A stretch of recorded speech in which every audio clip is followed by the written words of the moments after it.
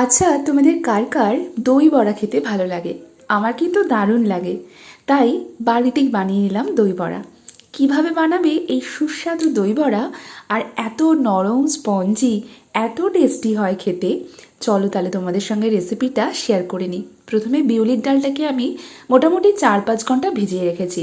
এরপর মিক্সার গ্রাইন্ডারে খুব ভালো করে পেস্ট করে নিয়ে ফেটিয়ে নিলাম যাতে ফ্লাফি হয়। কি করে বুঝবে? জলে দিলে দেখবে ভেসে উঠছে, তখন বুঝবে যে হয়ে গেছে এটা ফেটানো। এরপর এর মধ্যে একটু জিরে, মৌরি আর নুন দিয়ে আবারও একটুখানি ভালো করে মিশিয়ে নিতে হবে। এরপর বড়াগুলোকে হালকা গরম তেলে ভেজে নিতে হবে, এরকম ফুলকো ফুলকো হয়ে ফুলে যাবে। এরপর হালকা উষ্ণ গরম জলে নুন চিনি দিয়ে বড়াগুলোকে ভিজিয়ে রাখতে হবে মোটামুটি 10 থেকে 15 মিনিট। এইবার দইটা রেডি করে নিই। একটু দই নিয়ে তার মধ্যে চিনি দিয়ে ভালো করে দইটাকে ফেটিয়ে নিতে হবে, তাহলেই রেডি হয়ে গেল দই বড়ার দই।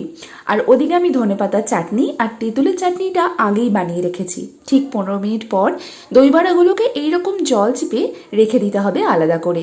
এরপর চলো তোমাদেরকে একটা প্লেট সাজিয়ে দেখাই।